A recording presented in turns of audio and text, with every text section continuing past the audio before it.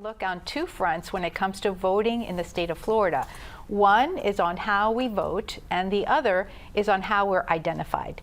Here's how both developments could directly impact your future voting experience. Take a look. A ban to vote by mail should not apply to Florida. That's what Governor Ron DeSantis is telling voters as the White House explores ending mail-in ballots. President Donald Trump this week said his administration attorneys are drafting an executive order to eliminate mail-in voting.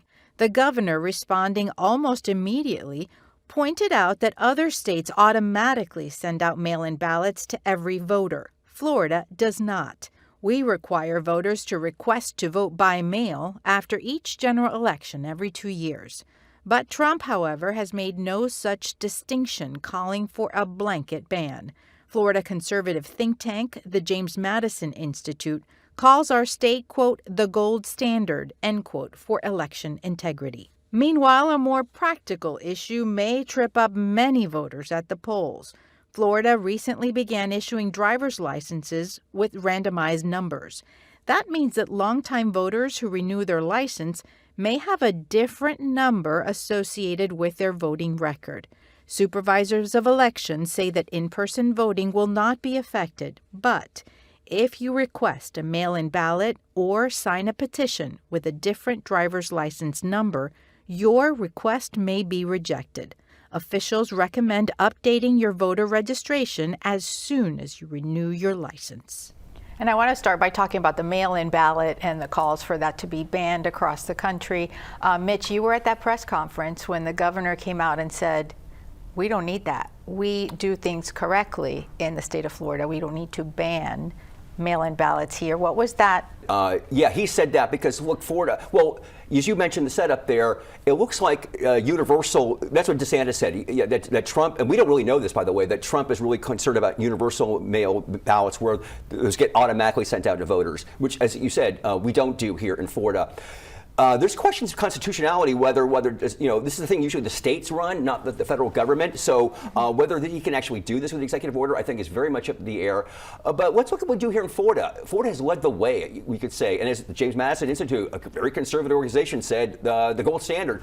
Now, people would say it's been the gold standard for several years, going back 5 years ago, before the 2020 election, when all of a sudden people are concerned a lot more about the election process. Voting integrity advocates have had a strong say in what goes on in Tallahassee, why we've had consecutive years of really restrictions on voting here by mail. We can still do that, but as you mentioned, you got to request a ballot every time you vote now in a state election, which is new. So we'll wait and see what happens here. I think everybody should take a breath here. But some would say that this is another reason. Why is the president even coming up with this now? I know he's still upset about 2020, but the fact is that, and other states, we should say, they don't get the returns in on election night like Florida does, because Florida has laws that say that the supervisor elections can start counting those early mail ballots before the election day. So when we get that first count coming in at 8 o'clock, 8:30 Eastern time on Friday, on election night, you've got a solid bank of votes there. Other states, Pennsylvania, I'm thinking of specifically, they voted down a measure last year where they could do the same thing. So it's going to take more days, leading to more paranoia that there's some shenanigans going on. And Paul, do you think that most readers understand that the power of the elections and how they're run is a local and county and a state issue? Well, it clearly is a local and state issue, and our elections here, certainly in the Tampa Bay area and really across the state, have been run very well following the unfortunate episode in 2000.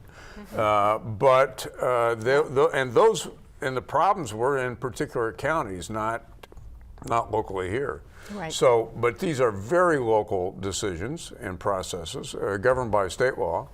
And while the president takes a very expansive view of what his powers can be, the Constitution is pretty clear that it's state and local government that runs the elections. Jennifer, do you think this is posturing? I mean, Trump's folks have to be telling him that this is run at the state and local level? It's kind of just like him calling supervisors of elections and asking them to find a few more votes for him, right?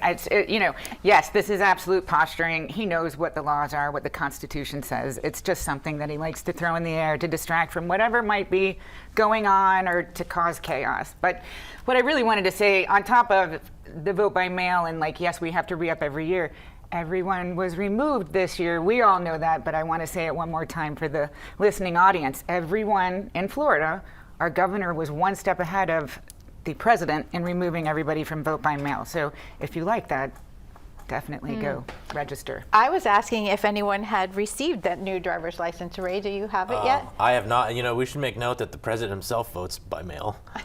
You know, so maybe we'll get a Trump photo op of him in a voting booth during that. But no, I don't have mine. Now I'm a little bit confused, right? I got to do my job and figure it out for myself and figure it out for our readers. But I think that's the saddest part, right? We live in this state where we respond to so-called election fraud by making people jump through hoops to get their ballots, right? We talked about, you know, citizen-driven ballot initiatives that are getting, you know, politicized to all get out there. You know, there's real legislation, 1205, right? That affects the way we can collect signatures. So in Tampa, the governor says, you know, we don't need citizen initiatives. Legislators can do that, right? But the fact is, people Many want to citizens vote. would disagree. That's right, you know, but it's another hurdle for them. But people who are watching this program, they're going to update their voter registration. But what about the person who's just like not watching this right now because they're struggling to survive, right? Do they know that this doesn't affect in-person, you know, voting? Do they know that they're going to have to do all this stuff? Are they going to be surprised when that happens? I think 3 million people voted by mail in Florida. So what happens to them? We're turning the voting process into the end of a new medicine commercial. It's just like that word salad, right? Everybody's like really confused when people just want to participate in their community and have some autonomy. And the danger of that is that the political nature has reached such a high level of toxicity that too many people are tuning out. And you know, democracy is not a spectator sport. We all need to be part of it.